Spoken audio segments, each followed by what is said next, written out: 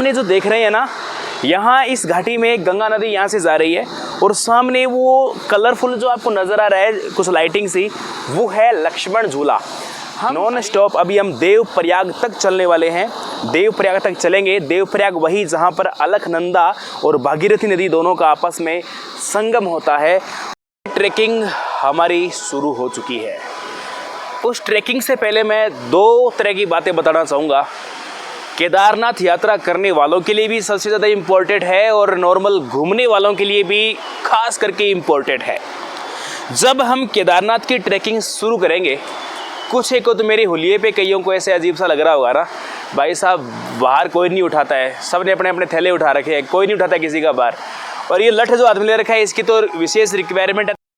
जीवन में 4 धाम यात्रा करने का एक अलग ही अनुभव होता है। 4 धाम यात्रा यूँ तो कई स्थान की फेमस है, लेकिन 4 धाम यात्रा गंगोत्री, यमुनोत्री, केदारनाथ, बद्रीनाथ, इन 4 धाम यात्राओं की मैं आपसे बात करने जा रहा हूँ। और आपको पता है आज की हमारी जो ट्रैकिंग स्टार्ट हो चुकी है, वो ट्रैकिंग हमारी है केदारनाथ यात्रा की। जैसा कि आपको पता है, हरिद्वार, ऋषिकेश और इसके बाद देवप्रयाग, रुद्रप्रयाग जैसे कई स्थान हम कवर करते हुए अगस्त मुनि से पार करते हुए हम पहुँचते हैं फांटा। फांटा एक ऐसी जगह है, ये जो आप एक अलग सी आवाज़ सुन रहे होंगे मेरे साथ में बनबनाहट की, ये हेलीकॉप्टर की आवाज़ है।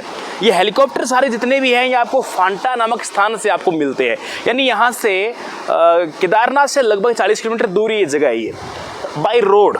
वहाँ से आपको हेलीकॉप्टर से सवारी से आपको केदारनाथ लाया जाता है और गाड़ी लेकर आप आए हैं तो फांटा के बाद में सीतापुर करके एक जगह आती है और सीतापुर नामक जो स्थान है वहाँ पर आपको गाड़ी पार्क करनी पड़ेगी। चाहे आप बस के अंदर आए हैं, चाहे आप कार के अंदर आए हैं, आपको सीतापुर में पार्किंग करनी ही चाहिए और वही सबसे बेस्ट रहेगा। वहाँ से आपके पास 2 रास्ते हैं। एक तो आप खच्चर के ऊपर बैठ कर आ सकते हैं, दूसरा आपकी 11 नंबर गाड़ी से आप आ सकते हैं, यानी कि आप अपने इन पैरों के दम पर आप यहाँ आ सकते हैं। और उस सीतापुर के बाद में दूसरी जो जगह है फेमस 2 किलोमीटर दूर सोनप्रयाग। सोनप्रयाग में फिर आपके पास 2 ऑप्शंस मिलेंगे। ये बात वो सुन लेना जिन्हें केदारनाथ आना हो और केदारनाथ के बारे में जानना हो। जो केदारनाथ आना चाहता है वो एक बात ध्यान रखें, यहाँ पर आपको मिलेगी कई किलोमीटर लंबी लाइन, जिसमें आपको मात्र 50 रुपये लेकर गाड़ी से आपको लाया जाएगा गौरीकुंड नामक स्थान पर। और सोनप्रयाग से वो जगह पड़ती है मात्र 5 किलोमीटर पड़ती है। अब एक गाड़ी में आने के लिए लगभग 3 से 4 घंटे वेट करना और 5 किलोमीटर लगभग 40 मिनट के अंदर बाई रोड आपको कवर करना, आपके पास है ऑप्शन कि आप कौन सा तय करोगे, कि आप पैदल चलकर आओगे या फिर आप 50 रुपये देकर 5 किलोमीटर के लिए गाड़ी में बैठ कर आओगे कई घंटे वेट करके। जैसे हम यहाँ पर आते हैं तो मैं आपको यहाँ पर दिखाना चाहूँगा, यहाँ पर इस रास्ते के बराबर साथ में यहाँ आपको एक नदी नज़र आएगी पास में, और ये जो नदी है इस नदी का नाम है मंदाकिनी। जी हाँ, ये मंदाकिनी केदारनाथ से निकलकर आ रही है। ये वही नदी है जहाँ सन 2013 में भयंकर बाढ़ आई थी और त्रासदी हो गई थी। और अभी जो बराबर खाई है 500 फीट गहरी खाई है, और ऐसा बताया जाता है जब 2013 में बाढ़ आई थी, जहाँ मैं खड़ा हूँ इससे ऊपर तक भी पानी था, यानी 600 फीट से ज़्यादा पानी था। ऐसा मैं नहीं कह रहा, ऐसा यहाँ के लोग कह रहे हैं। अब हम चलेंगे गौरीकुंड। आखिरकार वो बिंदु आ गया है जिसे गौरीकुंड कहते हैं। अभी गौरीकुंड अंदर चलकर देखेंगे है कैसा। जाम लगा हुआ है भयंकर वाला। केदारनाथ के लिए फुट ट्रैक जो होता है, फुट ट्रैक यानी पैदल रास्ता जो है जहाँ से ट्रैकिंग शुरू होती है प्रॉपर। अभी तक तो बाई रोड थी, यानी कि रोड थी जहाँ तक गाड़ियाँ भी आ रही थी, ओनली टैक्सी गाड़ियाँ जो सिर्फ इन्हीं ट्रस्ट की गाड़ियाँ हैं। और अब हम आगे चलकर देखेंगे कि कैसा है आपका गौरीकुंड और केदारनाथ प्रॉपर जो चालू होने वाला है। और अब यदि आप यात्रा करने आ रहे हो तो आपको ऐसे डंडे की सख्त ज़रूरत होगी, क्योंकि आप ट्रैकिंग करोगे। और ये डंडा जब आप ट्रैकिंग करोगे तो एक रुमाल भी साथ रखना, क्योंकि हाथ भी आपका लाल होने वाला है। जबकि मैंने पूरे डंडे को कपड़े से साफ़ किया है, रुमाल से साफ़ किया है, उसके बावजूद भी, क्योंकि इसमें नेचुरल प्रभाव होता है, क्योंकि हिमालय का बांस है तो ऑटोमेटिकली मैंने पता किया है कि ये ऑटोमेटिक लाल रंग छोड़ता रहता है, तो हाथ भी आपका लाल हो जाएगा जैसे आपके हाथों पे कुछ लगा हुआ हो। साथियों, गौरीकुंड को हम लोग पार कर चुके हैं। गौरीकुंड क्या है इसके बारे में मैं गौरीकुंड की एक अलग सी वीडियो बनाऊंगा। लेकिन गौरीकुंड में 2 दरवाजे आपको पार करने होते हैं, जिसकी टाइम बाउंडेशन फिक्स होती है। 2 बजे से पहले आपको वो दरवाज़ा पार करना होगा। यदि उसके बाद आते हो तो आपको गौरीकुंड में ही आपको स्टे करना होगा। इसके बाद आप केदारनाथ की यात्रा नहीं कर सकते। और उसके बाद में एक दरवाज़ा और आता है जो सामने आप यहाँ पर देख रहे हो। यहाँ पर आपको 2 साइन मिलेंगे। एक तो ये कि केदारनाथ जो आपका है वो यहाँ से 15.5 किलोमीटर है। दूसरा साइन एक जगह इसमें आने वाली है जंगल पट्टी के नाम से, जो मात्र यहाँ से इस गेट से 3 किलोमीटर दूर है। खाने पीने की व्यवस्था होती रहती है। आप देख रहे हो जितने यहाँ इंसान हैं उतने यहाँ पर खच्चर, यानी जिसे यहाँ लोग घोड़े बोलते हैं, घोड़ा नहीं खच्चर बोलते हैं शुद्ध हिंदी में, तो उतने यहाँ पर यहाँ खच्चर की व्यवस्था है। बहुत ही ज़्यादा मित्रों यहाँ संभल के चलने वाला काम है। और मेरा ये मानना है कि बहुत ज़्यादा रिस्की है।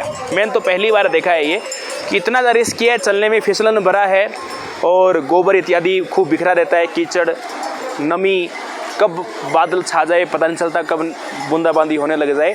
इस प्रकार यहाँ पर कंटिन्यू माहौल बना रहता है। और कोल्ड अभी जो है आई थिंक 20 से कम कोल्ड यहाँ पर होने लग गया है। जो तापमान है आपका 20 से कम जा चुका है। मुझे ये लग रहा है कि 5-7 किलोमीटर के बाद में 5-7 मिनट के बाद में मुझे लग रहा है कि मुझे यहाँ जैकेट पहनना ही पड़ेगा, कोट पहनना पड़ेगा। ठंड पूरी फील यहाँ पर अभी धीरे धीरे होने लगी। ये था गौरीकुंड। खाने पीने की व्यवस्था भी आपको एंड तक रास्ते में मिलती रहेगी। कैसा भी खाना हो, फ्रूट्स है, खाना है, भोजन है, हर तरह की आपको यहाँ पर खाने की व्यवस्था सारी मिलती रहेगी। और सारी व्यवस्था आप देख रहे हैं प्राकृतिक सौंदर्य, कैसे छोटे छोटे झरने आकर इस मंदाकिनी को बनाते हैं। और ये मंदाकिनी जैसी नदियाँ आगे चलकर एक बड़ा रूप गंगा का लेती है। और किस प्रकार अभी तो मानसून एक्टिव हुआ ही नहीं है और आप इस महान, इस ग्रेट हिमालय की हरियाली को आप देख सकते हैं।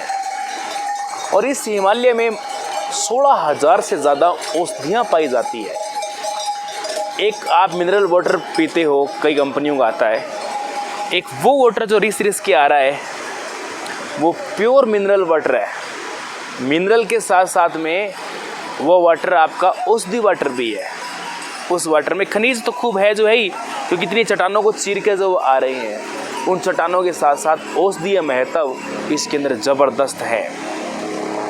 चढ़ने में जोर तो खैर आ रहा है, लेकिन चढ़ते चढ़ते ये प्राकृतिक सौंदर्य थकावट को तुरंत दूर भगा देता है। हम गौरीकुंड से लगभग 2.5 से 3 किलोमीटर भी आ चुके हैं। और जैसे से यात्रा आगे बढ़ती जाएगी ये मनोरम दृश्य अपनी यात्रा को और भी हसीन बनाते जाए। चढ़ाई चढ़ते चढ़ते ऑक्सीजन का लेवल तो धीरे धीरे कम हो रहा है, लेकिन मन में है भगवान शिव के दर्शन करने की लालसा। दर्शन तो खैर करेंगे, चढ़ते हुए जोर भी आ रहा है, ऑक्सीजन का लेवल लगातार कम हो रहा है। और दूसरी कंडीशन ये है कि बार बार बूंदाबांदी हो रही है, मौसम बिगड़ जा रहा है, कैमरा एसेसरीज संभालने में बड़ी समस्या हो रही है।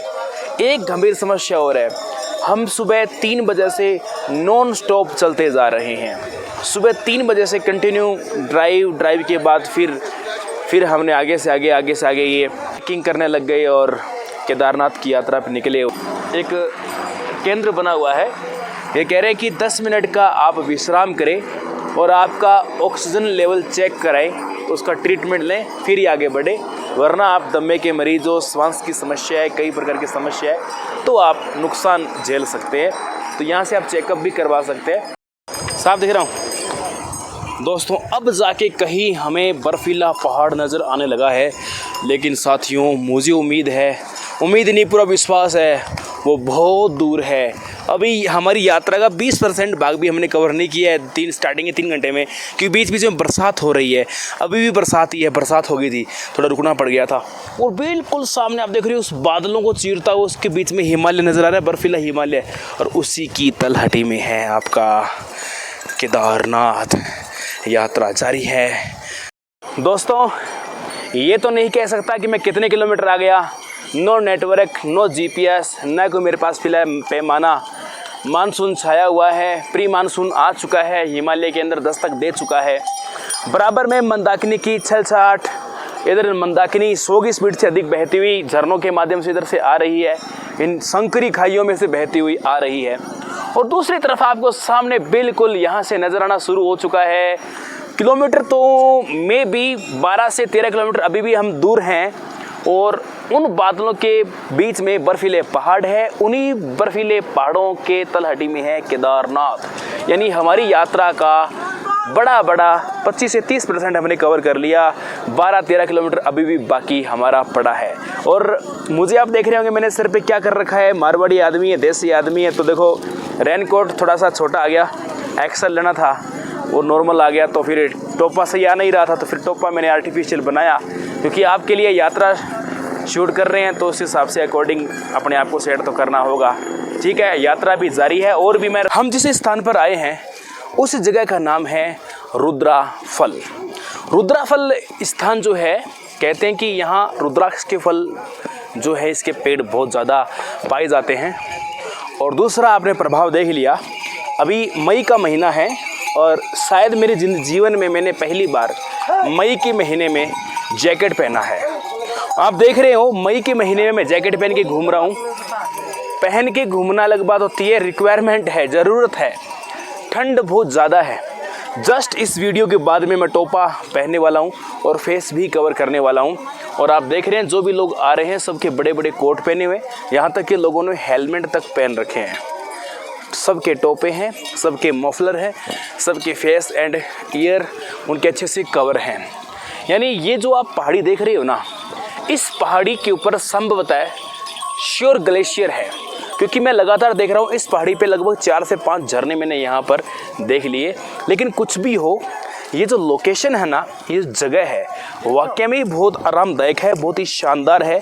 बस थोड़ी सी ठंड ज़्यादा लग रही है और यहाँ पर कोई खास दिक्कत की बात नहीं है। कितना मनोरम दृश्य है। यानी अब तक के दृश्यों में हम इतनी दूरी तय करके आ गए और अब तक के दृश्यों में सबसे खतरनाक दृश्य ही हमें ये नज़र आया है। मंदाकिनी नदी जो है एक झरने के रूप में हो चुकी है, इतना फास्ट झरना बन चुकी है वो। यानी इसी गहरी खाई के अंदर मंदाकिनी नदी अभी साथ साथ बहती हुई चल रही है। लेकिन अब मंदाकिनी जो है बिल्कुल कम चौड़ाई में हो चुकी है, यानी कि वो ज़्यादा से ज़्यादा 50 फीट की चौड़ाई में आ चुकी है। एक विशाल झरना का रूप वो ले चुकी है। केदारनाथ तक जाते जाते वो एक छोटी सी धार बन जाएगी, तो वो है मंदाकिनी। और ये लोकेशन कैसी लग रही है कमेंट करके आप मुझे ज़रूर बताना। बढ़ते हैं अगले पॉइंट की ओर। तो साथियों, आज हम यात्रा पर निकले हैं, लेकिन मौसम जो है बड़ा अजीब हो चुका है। बीच में बरसात भी हुई, मौसम बदला। धूप तो सुबह से हमने देखी नहीं है और बदलता मौसम मुझे लग रहा है थोड़ा डिस्टर्ब करेगा। और मौसम की वजह से अभी हम ज़्यादा नहीं, मात्र सुबह से 6 किलोमीटर ही आ पाए हैं। यात्रा बहुत ही रिस्की है और बहुत डेंजर है। मानसून छाया हुआ है, तेज़ बारिश भी हो सकती है। हमारे पास पूरी सेफ्टी है, हमारे पास रेनकोट भी है, खाने पूरे का पूरे प्रबंध है। लेकिन समस्या की बात यह है कि हम कहीं रेस्ट नहीं कर सकते, रुक नहीं सकते। हमारा स्टॉपेज केदारनाथ ही होगा। यानी कि ये भी हो सकता है कि हमें पूरी रात भी चलना पड़ सकता है। और ये हमारी अब अग्नि परीक्षा होने जा रही है। बराबर में जो नदी है, इस नदी में ऐसे सैकड़ों झरने इसके अंदर गिरते रहते हैं। तो ये झरना है जो अभी आप यहाँ पर देख रहे हैं। और अब हमारी जो यात्रा है बहुत ही रिस्की होने जा रही है दोस्तों। पूरे रास्ते पे लाइटिंग तो है, रात हो चुकी है। हमें इतना उम्मीद है कि हम ज़्यादा नहीं, आधा तो आ ही गए। हमारे लेट होने का कारण है बरसात आ गई थी और आगे भी बरसात बताई जा रही है, कोहरा भयंकर है। और अभी आपको लाइटिंग कुछ नज़र आ रही होगी, वो केदारनाथ मंदिर से। और ये जो 5-6 किलोमीटर है सबसे ज़्यादा खड़ी चढ़ाई वाला है। और बरसात का टाइम और पूरा यहाँ मिट्टी चिकनी टाइप में हो रखी है। और कुछ इन घोड़ों की वजह से ये रोड इतनी चिकनी है कि आप जैसे पैर रखोगे तो आपके पैर फिसलते रहते हैं। अब क्या होगा हमारा, कौन से होटल में रुकेंगे, कहाँ रुकेंगे, अभी हमें कुछ भी पता नहीं है। कोई भी आगे हमें नहीं पता चल पा रहा कि क्या हुआ है क्या नहीं हुआ। और हमारी हालत अभी देख सकते हो, शूज़ अभी आप देख सकते हो क्या हालत हो चुकी है। कंडीशन इतनी बिगड़ चुकी है बरसात के टाइम में होते होते हुए, जबकि मैं इन शूज़ को 2 से 3 बार अभी तक साफ़ भी कर चुका हूँ। और पैंट की हालत तो वो हो चुकी है कि वाइट पैंट टाइप की मैंने पहनी थी और इसका कलर ही चेंज हो चुका है। ठंड लगातार बढ़ती हुई जा रही है। आपसे बात करने के लिए मुझे टोपा इत्यादि उतारना पड़ता है ताकि माइक वगैरह अच्छे से काम करें, इसलिए मेरे को उतारने पड़ते हैं। और टेम्परेचर जो है अभी मुझे फील हो रहा है, माइनस का तो अभी कुछ नहीं कह सकता, लेकिन 5-7 डिग्री तापमान अभी मुझे लग रहा है, 5 से 7 डिग्री। यानी जैसी सर्दी हम जनवरी में राजस्थान में महसूस करते हैं, वैसी सर्दी काफ़ी देर से मैं यहाँ महसूस कर रहा हूँ। रात घनी हो चुकी है, बस साइड में झरनों की केवल आवाज़ आ रही है। अब हमारा स्टे होगा कहाँ ये तो जानते हैं, भोलेनाथ। चलो चलते हैं भोलेनाथ की शरण में। जब उनकी शरण में चले हैं, उनके सहारे, तो देखते हैं कहाँ रुकेंगे, क्या होगा।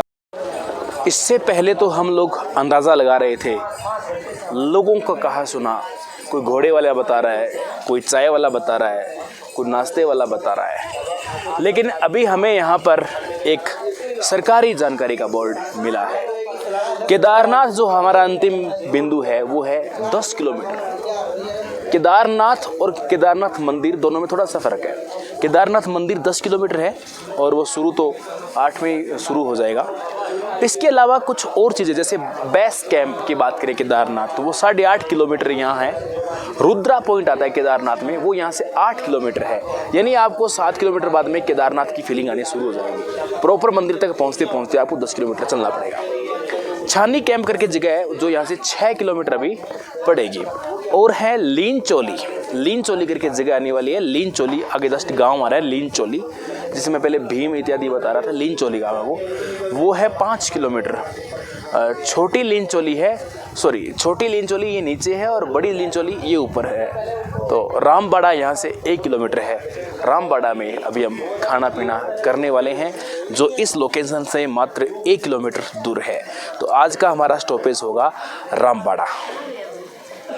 तो रात हमने भीमबेटका और रामबाड़ा के बीच में एक जगह थी, छोटे छोटे ये जो दुकानें मैंने दिख रही है, इन्हीं के छोटे छोटे कैंप से बनाए हुए थे।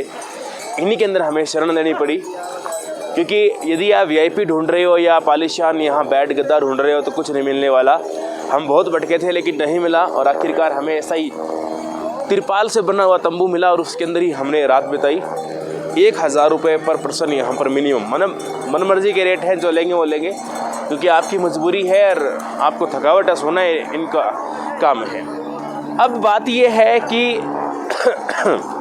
इस जगह से आप सामने एक पर्वत देख रहे हैं, उस पर्वत का नाम केदारनाथ पर्वत ही है। सामने जो दिख रहा है आपको, उस पर्वत के जस्ट तलहटी में बैक साइड में वहाँ है केदारनाथ।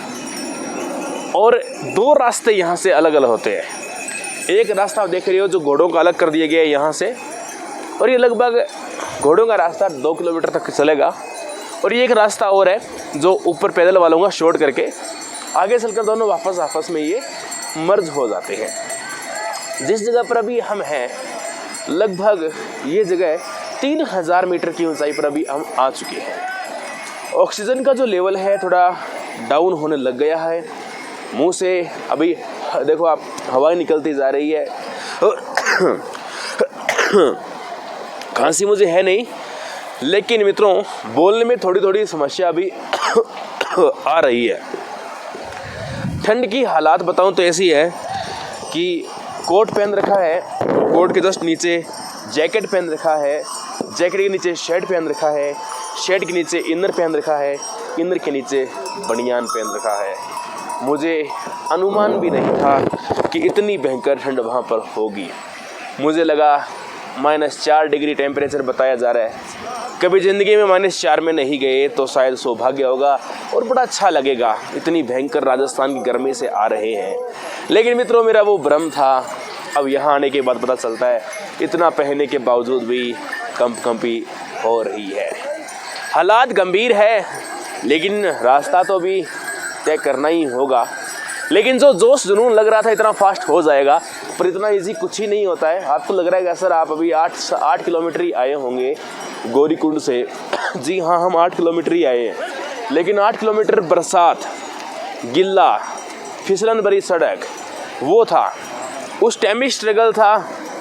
और अब आप देख रहे हो वो बादलों के पार बर्फीला ग्लेशियर केदारनाथ पर्वत हमारे लिए बड़ा चैलेंज है। उस बर्फ में हमें वहाँ जाना है और आप देख लीजिए कितना स्ट्रेट है मित्रों। यहाँ पर आप जो देख रहे हो लगभग 5500 मीटर से ज़्यादा ऊंचाई पर वो जगह है जहाँ भी हमें पहुँचना है। तो आप सोच लीजिए कितना स्ट्रगल होगा। यहीं से खड़ी चढ़ाई हमारी शुरू होगी। दिखने में तो वो रहा केदारनाथ सामने ही है, लेकिन मित्रों 10 किलोमीटर से ज़्यादा हमें पैदल चल के मंदिर तक जाना होगा। स्ट्रगल और संघर्ष जारी है। बाबा भोलेनाथ के दर्शन करेंगे। आज हम एक बड़े ज्योतिर्लिंग के दर्शन भी कर लेंगे। चलते हैं, यात्रा को शुरू करते हैं। दोस्तों अभी थोड़ी देर पहले आपको मैंने बताया था कि 2 रास्ते हो रहे हैं घोड़ों वालों के लिए, पैदल के लिए। वो पुल आपको यहाँ से नज़र आ रहा है। हम लगभग 1-1.25 किलोमीटर है यहाँ से वो पुल था, और एक रास्ते इधर से जो पैदल वालों का है, एक रास्ता ऊपर से जो घोड़ों वालों का ऊपर से आ रहा है, और यहाँ से इस प्रकार से ये उसमें जाके मर्ज हो जाएगा। तो एक बड़ा शॉर्टकट ये पैदल वालों के लिए, शॉर्टकट तो नहीं कह सकते, 2 रास्ते कर दिए गए हैं, अलग अलग तरीके से बनाए गए हैं। और यहाँ आप मंदाकिनी के इस प्रवाह को देख सकते हैं। और मंदाकिनी का जो प्रवाह है ये यहाँ पर कम से कम है फिलहाल अभी, यानी अभी मई का महीना है, और मई का महीना शुष्क महीने में से आता है, मई जून का महीना, और अभी ये कम से कम प्रवाह है। कहते हैं कि जब यहाँ त्रासदी हुई थी 2013 बादल फटा था, तो अब ये पूरी घाटी पानी से कवर थी। पूरी घाटी पानी से, रास्ते वगैरह सब पानी में कवर थे। इसका एक छोटा सा अवशेष आज भी मैं दिखाना चाहूँगा आपको। पहले एक पुल होता था यहाँ पर, ये पुल जो आप देख रहे हैं उस टाइम डैमेज हो गया था, तो यहाँ डैमेज होने के कारण फिर ये यहाँ पर नया पुल बनाया गया था। ये लोहे का ब्रिज है जो अभी भी झूल रहे हैं, ऐसे झूले आ रहे हैं, उसके ऊपर चल रहे हैं लोग इस पे। और अभी यहाँ से हमें दर्शन होने शुरू हो गए हैं भगवान भोलेनाथ के उस पर्वत जिसका नाम है केदारनाथ पर्वत।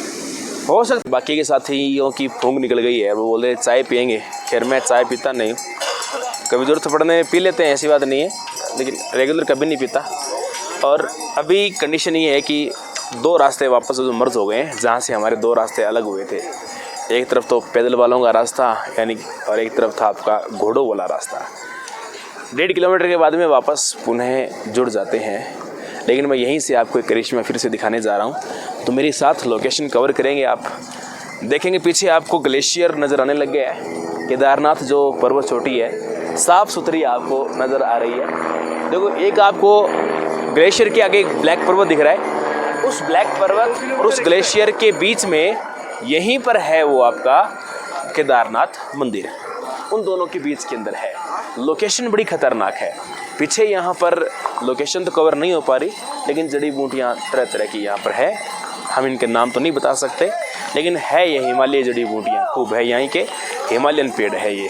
चलो अब चलते हैं आगे। इसके बाद जो आ रहा है 1 किलोमीटर बाद में छोटी लिंचोली करके एक जगह आएगा इसके बाद में, और फिर है 3 किलोमीटर बाद में बड़ी लिंचोली, और 6.5 किलोमीटर बाद में आएगा बेस कैंप जहाँ रुकने की व्यवस्था है, और लास्ट पॉइंट फिर अपना 8.5 किलोमीटर बाद, यानी हम गौरीकुंड से हाफ आ चुके हैं अभी तक, और केदारनाथ अभी 8.5 किलोमीटर है बिल्कुल सामने दिखने में, लेकिन उस जगह पर पहुंचने के लिए 8.5 किलोमीटर की दूरी तय करनी पड़ेगी। और अभी हम 8.5 किलोमीटर जो आए हैं, लंबा डिस्टेंस चलकर आए, लेकिन उसमें क्या फ्लैट था, ज़्यादा खड़ी चढ़ाई नहीं थी। अब खड़ी चढ़ाई है, सामने नज़र आने तो हवाई दूरी तो शायद 2 किलोमीटर भी मुश्किल से होगी, लेकिन जाने में हमें 8.5 किलोमीटर लगेगा। अभी गौरीकुंड से ट्रैक्टर हमारा आ चुका है लगभग 9 किलोमीटर, है ना, 9 किलोमीटर लगभग आ चुका, आधे से ज़्यादा हम ले आए हैं। आप सोचिए इतने हेवी ड्राइवर भी हमारे पास यहाँ है कि ट्रैक्टर भी इस रास्ते पे ले आते हैं। ट्रैक्टर को इंसान से डबल टाइम लगता है, इसके आगे वेट लगाना पड़ता है। वेट लगाने के बाद ट्रैक्टर भी संभव है, यहाँ पर ड्राइवर पर डिपेंड करता है। गाड़ी तो सब अच्छी होती है, यहाँ आ सकता है। तो देखो आप सबकी दुआओं से ट्रैक्टर भी हम यहाँ पर लेकर आ चुके हैं। और अब मैं आपको ये बताना चाहूँगा, कैमरामैन से आग्रह करूँगा पास आकर दिखाए। हालात मेरा स्वास्थ्य ख़राब तो नहीं हुआ है, चलते चलते एक तो यहाँ के बड़े वाले जॉइंट हिलने लग गए हैं। दूसरा जो मेरे को प्रॉब्लम महसूस हो रही है, मेरे सांस से संबंधित कोई प्रॉब्लम नहीं हुई, सांस नहीं प्रॉब्लम हुई। ठंड लगी तो ठंड का मैंने इंतजाम कर लिया, बहुत कुछ पहन लिया, रेंजर शूज़ पहन रखे हैं, तो चलने में दिक्कत नहीं आ रही है बिल्कुल भी। लेकिन प्रॉब्लम सबसे ज़्यादा जो हुई है ना, मैंने डंडा पकड़ रखा था। डंडे सभी को रखने पड़ते हैं, लोग 2-2 डंडे लेके चलते हैं ऊपर इस प्रकार से, लेकिन मैंने एक डंडा, एक में हाथ में मेरे गिम्बल वगैरह होता है, तो मैं इस प्रकार से चल रहा था। तो मेरे हाथ में डंडा पकड़ने से अब तक देख सकते हो 3 बड़े छाले हो गए हैं। आधी यात्रा पड़ी और वापस पुराना है, छाले हो गए हैं। अब इसके ऊपर मैं क्या करूँगा, या तो कपड़ा बांधूंगा हाथ पे, कुछ ना कुछ तो मुझे रुमाल वगैरह और लेने होंगे और बांध के चलना होगा। छाले हो गए हैं मेरे हाथ पे। मैंने तो पहली बार देखा है कि यार मेरे हाथ पे इस प्रकार से छाले पड़ जाए डंडा पकड़ पकड़ के यहाँ, क्योंकि डंडा पकड़ के जब चलते हैं तो जोर लगता है, पूरा ट्रैकिंग कर रहे हैं तो जोर लगता है, तो उस हिसाब से ये प्रॉब्लम होगी। वही केदारनाथ पर्वत है, वही वो ग्लेशियर है। इस पर्वत की एक खास बात हमें पता चली है कि वर्ल्ड के सबसे ऊंचे तालाब जो है इसी पर्वत चोटी के ऊपर है। वर्ल्ड के सबसे ऊंचे जो तालाब है इसी ग्लेशियर के अंदर है। अभी एक अस्तित्व में रहा है जो केदारनाथ मंदिर से 7 किलोमीटर ऊपर बताया जाता है, और एक तालाब जो 2013 में जब यहाँ बादल फटा था तो उस त्रासदी में एक तालाब तो नष्ट हो गया, और एक तालाब है प्रॉपर तालाब है, वहीं से कहते हैं कि एक मंदाकिनी की धारा इसी कर आती है और आगे चलकर एक कुंड है, मंदाकिनी कुंड बोलते हैं, वहीं से प्रॉपर वो धारा रूप लेकर और ये बराबर में कंटिन्यू मंदाकिनी ने गौरीकुंड तक हमारा प्रॉपर पूरा साथ दिया है। और पीछे आप देख सकते हो केदारनाथ, उस पर पूरी धूप आई हुई है, उसी धूप से ये नदी बर्फ पिघल पिघल की नदी बन जाती है। दोस्तों, संघर्ष जारी है और जहाँ रुके थे, जहाँ सोए थे, उससे लगभग हम 3.5-4 किलोमीटर अब आगे आ चुके हैं। आपको बता दूं, लास्ट जो आपको यहाँ से कैंप नज़र आ रहे हैं कुछ ग्रीन और ब्लू कलर में हल्के फुल्के, वो जगह थी हम जहाँ रुके थे। 3.5 से 4 किलोमीटर, क्योंकि यहाँ पैमाना नहीं है, नेट नहीं चल रहा है, तो एक बड़ा आइडिया है। उस आइडिया से मैं आपको बता रहा हूँ कि आ चुके हैं, और ये चढ़ने में हमें अभी लग गए हैं लगभग 2.5 घंटे, क्योंकि ये स्ट्रेट बहुत ज़्यादा है, बिल्कुल खड़ा है, ये एकदम खड़ी चढ़ाई है। लेकिन एक दूसरी बात मैं बताना चाहूँगा, कितना प्राकृतिक नज़ारा है। एक तरफ आप देखोगे तो आपको प्रॉपर धूप नज़र आ रही है, धूप यानी कि प्रॉपर ही धूप है। दूसरी तरफ आप देखोगे मेरी तरफ, तो यहाँ आपको आइस नज़र आएगी, बर्फ़। इससे नीचे भी बर्फ़ देख ली हमने, अभी आपको हल्का सा कैमरे में कवर हो पाएगा, लेकिन नीचे वो बहुत बड़ा बर्फ़ का एरिया था। उस बर्फ़ में मैं जब गया था तो मेरा ग्रुप मेरे से साइड हो गया था, तो इसलिए वीडियो वहाँ नहीं बना पाया मैं। और बहुत बड़ी बर्फ़ है और जमी हुई है जो चाके। और ये जो झरना था, ये झरना इंटरनल बह रहा है, इसके अंदर झरने बह रहे हैं, और ऊपर इसकी बर्फ़ जमी हुई है। ये पूरी बर्फीला झरना, एक प्रकार से नाम नहीं है झरने, यहाँ सैकड़ों झरने हैं। तो बर्फ़ चालू हो चुकी है और तापमान जो है माइनस में चालू हो चुका है। अभी हमारी केदारनाथ अभी जो है लगभग 5 किलोमीटर और बाकी पड़ा है, और उस माइनस तापमान में हमें आगे का सफ़र करना होगा। अब तक हमने सुबह से कोई नाश्ता पानी नहीं किया है, और अब हम नाश्ता भी करेंगे, क्योंकि यहाँ पर फास्ट फूड जैसी चीज़ें भी खूब मिल रही है। हम देख रहे हैं कि हमें खाना ही मिल जाए तो हम अच्छा भोजन करेंगे, लेकिन अच्छा अभी आ ही नहीं रहा, आएगा ज़रूर करेंगे, वरना हमारे पास बिस्किट हैं और है वो हम खा लेंगे। अनुभव है, मैंने इससे पहले भी आपको बर्फ़ दिखाई, लेकिन बर्फ़ के ऊपर, यानी बर्फ़ का एक बात ध्यान रखें, जब भी आप बर्फ़ में जा रहे हो, बर्फ़ की जो परत है कम से कम 2-2.5 फीट से ज़्यादा मोटी ही होनी चाहिए। मैं दर्शकों को दिखाना चाहूँगा हम जिस बर्फ़ पे घूम रहे हैं इसकी मोटाई कितनी है, लगभग अभी 2.5 से 3 फीट इसकी चौड़ाई है। यानी इतनी मोटी बर्फ़ के ऊपर यदि आप चढ़ते हो तो आपको कोई किसी प्रकार की रिस्क नहीं है, आप अंदर नहीं धंसोगे। या बीच में कमज़ोर भाग है तो आपको बर्फ़ के अंदर एक सावधानी रखनी पड़ेगी, जहाँ आप कदम रखने वाले हो से यहाँ, तो आपको इस तरह डंडा मार के इस तरह हिट करके चढ़ना पड़ेगा। यहाँ आगे जाना है तो इस तरह से हिट करके आगे जाना पड़ेगा, और आगे जाना है तो ऐसे हिट करके इस प्रकार से आगे जाना पड़ेगा।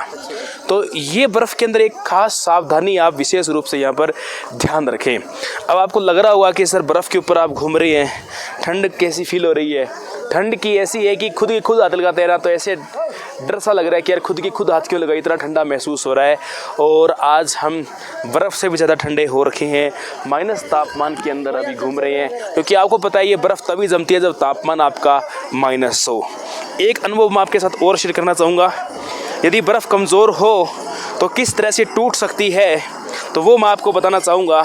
बर्फ़ कमज़ोर होने पे किस तरह टूटेगी, जैसे यहाँ कमज़ोर है, जैसे आप डंडा मारोगे तो इस तरह से यहाँ टूटनी शुरू हो जाती है, ऐसे इस प्रकार से। जैसे ही कमज़ोर का पता चलेगा बर्फ़ आपकी टूटनी शुरू हो जाएगी, तो ये आपको ध्यान रखना है। केदारनाथ मात्र अब यहाँ से 4 किलोमीटर बचा है। वो सामने जो आप पर्वत चोटी देख रहे हो, ये केदारनाथ वाली ही पर्वत चोटी है। अब केदारनाथ का सीन क्या है, सामने आपको जो पर्वत दिख रहा है ये ब्लैक और ग्रीन सा टाइप का, इस पर्वत के बैक साइड में है और उस बड़े ग्लेशियर के तलहटी में है।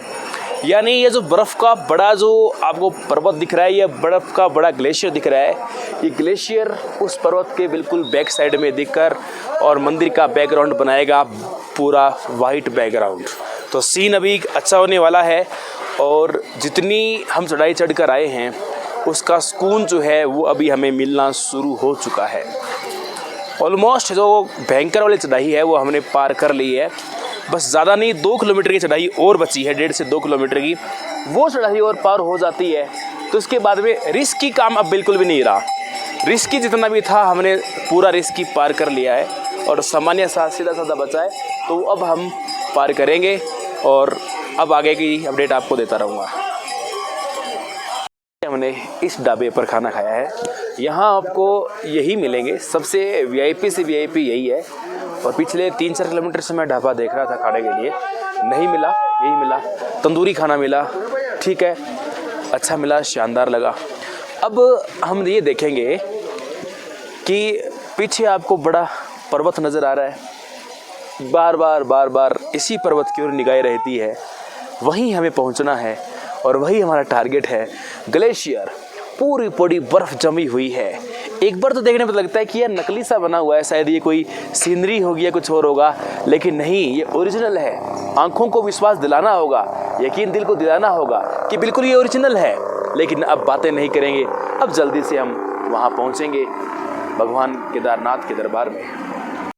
दोस्तों, जब भी आप ट्रैकिंग करो तो इस तरह की शॉर्टकट्स आपको कई मिलेंगे, लेकिन रिस्क आपको लेनी नहीं है और बरसात कभी भी हो सकती है। ये सिर्फ एक दिखाने के लिए मैंने शॉर्टकट जानबूझ के यहाँ पर ये लिया है और आप सबको इस तरह की शॉर्टकट्स आपको बिल्कुल भी नहीं लेने। बच्चे साथ हो तो खास करके इस रिस्क आपको नहीं लेनी। मैंने कोई शॉर्टकट नहीं मारे, लेकिन ये सिर्फ दिखाने के लिए एक छोटा सा शॉर्टकट मैंने बिल्कुल छोटा सा लिया है। तो बिल्कुल भी नहीं लेने, केवल मिट्टी है जो पूरी फिसलती रहती है। तो आप इस बात का विशेष रूप से ध्यान रखें, शॉर्टकट नहीं मारना, चाहे 1 किलोमीटर एक्स्ट्रा और चल लेना। सांस भी भर गया और रिस्की भी खूब है और देख रहे हो आप, सैकड़ों लोग रिस्क लेके जा रहे हैं, कोई मुंह के बल गिरता है, कोई घुटनों के बल। तो आप ध्यान रखना। नाथ फुट ट्रैक आप देख रहे थे, हम लगातार करते आ रहे हैं। वैसे हम आलसियों की श्रेणी में आएंगे क्योंकि बहुत लंबा टाइम लगा दिया, एक रात पूरी बीत गई और कल दिन में चले थे। 12 घंटे से ज़्यादा लगाना है कि बहुत, पर हम भी क्या करें, मौसम ख़राब, बरसात वगैरह कई तरह की समस्या। आप देख रहे हैं पीछे आपके सामने केदारनाथ पर्वत, एकदम क्लीन, एकदम वाइट, पूर्णतः बर्फ से आच्छादित, नेचुरलिटी, प्योरिटी और इस हिमालय की हरियाली क्या सुकून दे रही है। जो चढ़कर आते हैं और ऊपर तक आते हैं तो जो पैरों में दर्द होता है और शरीर में खिचखिचाहट होती है, सारी दूर हो जाती है जैसे ही उस हिमालय की चमक को देखते हैं। तो हालांकि उस हिमालय के ऊपर शिखर पे भी धूप है वहाँ, तभी अपने को इतना साफ नज़र आ रहा है और 2 घाटियों के बीच में छाँव रहती है हमेशा, हम उस छाँव के अंदर चल रहे हैं। अभी यहाँ से 4 किलोमीटर से भी कम रहा है हमारा केदारनाथ मंदिर जो है। अभी काफ़ी चढ़ाई बाकी पड़ी है, आपको नज़र आ रहा है वो कुछ ब्लू लाइनिंग से आपको नज़र आ रही है, वहाँ ट्रैक बना हुआ है, वहाँ अंतिम टाइम में फ्लैट आएगा जिससे जो थकावट है सारी एकदम से सेट हो जाएगी। ये रास्ता भी बहुत सिस्टमेटिक तरीके से बनाया हुआ है और यात्रा भी बाकी है। पर कमेंट करके ये ज़रूर बताना, ये जो आप इस माउंट की नेचुरलिटी जो आप देख रहे हो। एक और बताना चाहूँगा, हेलीकॉप्टर तो आपको बहुत डिस्टर्ब करेंगे। 1 मिनट में 5-7 हेलीकॉप्टर तो नॉर्मल आते जाते रहते हैं और बहुत भयंकर तरीके से इरिटेटिंग साउंड करते हैं। जैसा कि आप देख रहे हो, ये हेलीकॉप्टर आपके पास से जा रहा है, कितनी बुरी तरह इरिटेटिंग। आपको हो सकता है इसमें कम लगे, लेकिन रियल में बहुत डिस्टर्बेंस है। हाँ, झरने और जो ग्लेशियर जो जमे हुए हैं ना, दूर से हमें जो पर्वतों में बड़े बड़े ग्लेशियर नज़र आते रहते हैं ना, ये सब क्या है, जैसे बड़ा पर्वत पास से छोटा नज़र आता है, उसी तरीके से ये सामने दिख रहे हैं ना वाइट आपको, ये सब बर्फ़ें जमी हुई है। इधर भी बर्फ़ जमी हुई है पूर्ण रूप से ये, और उनके ऊपर भी बर्फ़ है जो अपने को दूर से दिखती है। और सामने भी जो आप देख सकते हैं, आपको एक नेचुरल धारा नज़र आ रही है, वो तो धार चलती हुई आ रही है, वो झरना है। इसके बराबर एक आप देख रहे हो वाइट, ये इस प्रकार से बर्फ़ जमी हुई है। तो क्योंकि इधर धूप पड़ रही है तो इधर कम है, और इस साइड में धूप बिल्कुल पड़ती नहीं, तो इधर ये बर्फ़ हमेशा 12 मासी जमी रहती है और अक्टूबर के बाद तो पूरा ये गौरीकुंड तक पूरा बर्फीला हो जाता है पूरा, यानी कि कंप्लीट जहाँ गौरीकुंड है वहाँ तक बर्फ़ होती है। और ये धीरे धीरे मार्च के बाद बर्फ़ खुरनी शुरू होती है, तो फिर ये ऐसे करके पूरा खुल जाता है। दोस्तों चलते चलते हालात नाजुक हो गए। चाय मैं पीता नहीं, एनर्जेटिक चीज़ लें तो क्या ले सोचा, अब तो नींबू पानी पी रहे हैं। रेस्ट भी करेंगे क्योंकि अभी बस बिल्कुल बाई नियर हैं हम। कौन सी जगह पर आ गए भाई साहब हम लोग? छानी कैंप। इस जगह को बोलते हैं छानी कैंप, जो लगभग 3 किलोमीटर पहले है मंदिर से, बिल्कुल पास में है। और अब आगे बहुत आसान हो जाएगा। कठिन से कठिन जितना संघर्ष करना था पूरा संघर्ष करके अब आ चुके हैं। आगे की यात्रा जारी रहेगी। दोस्तों अब केदारनाथ यात्रा की अंतिम चढ़ाई सामने बची है। इतनी चढ़ाई चढ़ के आ चुके हैं, मैंने स्टेप तो नहीं गिने कितनी पहाड़ियाँ हमने क्रॉस की अब तक, लेकिन सामने जो आप माउंट देख रहे हैं ये चढ़ाई के तौर पर अंतिम माउंट है। ज़्यादा नहीं तो अब तक शायद 30 से 35 माउंट इस तरह से हमने चढ़ाई की है, मतलब अलग अलग तरीके से चढ़कर आए हैं। और अब ये माउंट, इस माउंट के बाद में मात्र 2 किलोमीटर दूर आपका होगा केदारनाथ का शिव मंदिर। तो चलते हैं, आगे बढ़ते हैं। ठंड बढ़ती जा रही है, मानसून भी छा गया है। और अब जो पीछे एक बड़ा पर्वत आपको नज़र आ रहा था वाइट वाला, वो गायब हो गया आप लोग को लगेगा, लेकिन पीछे क्या है, पूरे बादल आ गए। बादल आ गए, यहाँ की भाषा में लोग बोलते हैं धुंध आ गई या कोहरा कह सकते हैं। वो बादल आ गए पूरी तरह से, और वो बादलों से पार यहाँ पर इससे डबल ऊंचा इसके पीछे पर्वत भी है। हो सकता है वो मंदिर के पास से अभी अपने को सही तरीके से नज़र आए। चलते हैं दोस्तों। मुझे लगता है कि इस ज़िंदगी में शायद आज सबसे ज़्यादा ऊंचाई पर हूँ मैं, तो आज पहली बार सबसे ज़्यादा ऊंचाई पर आया हूँ। हिमालय के ग्लेशियर बहुत ही शानदार वाले शुरू हो चुके हैं। 12,000 लगभग फीट ऊंचाई बताई जाती है। मैंने बहुत कोशिश की नेट वगैरह की, लेकिन संभव ही नहीं हो पाया। इन लोगों का कहना है कि लगभग 12,000 फीट की ऊंचाई है ये। बराबर में यहाँ नदी निकल रही है, यहाँ से नदी का उद्गम हो रहा है। वो पास में केदारनाथ जस्ट पीछे है, यहाँ पर 1.5-2 किलोमीटर बचा है। और ये मंदाकिनी नदी जो बिल्कुल पतली सी एक छोटी सी धारा है, बिल्कुल पतली सी धारा। और ऐसा बताया जाता है 2013 में जब बाढ़ आई थी भयंकर वाली, ऊपर आपको एक रास्ता दिख रहा होगा, एक ट्रैक दिख रहा होगा ऊपर, बड़े वाला ट्रैक। ये ट्रैक तक यहाँ तक पानी आ गया था, ऐसा बताया जाता है। इतना भयंकर हाल था। अब मैं जिस जगह बैठा हूँ ये एक पर्वत तो आप नहीं कह सकते, छोटा सा पठार लग रहा है, पूरा मिट्टी का बना हुआ है। और मुझे ये इसी ट्रैक में एक जगह मिली है, तो मैं इस जगह पर वैसे ऐसी रिस्क आप बरसात में मत लेना। मैंने इस रिस्क लिया है, बिल्कुल लिया है, बट बरसात न होने के कारण ये रिस्क मैंने लिया है। और आप कभी रिस्क मत लेना। उतरते टाइम तो भूल के भी ये नहीं, चढ़ते टाइम तो फिर भी चढ़ सकते हो, उतरते टाइम तो बिल्कुल भी। एक बार यदि आप गोली बन गए ना तो नीचे जाके ही आप रुकोगे, समस्या घोर खड़ी हो जाएगी।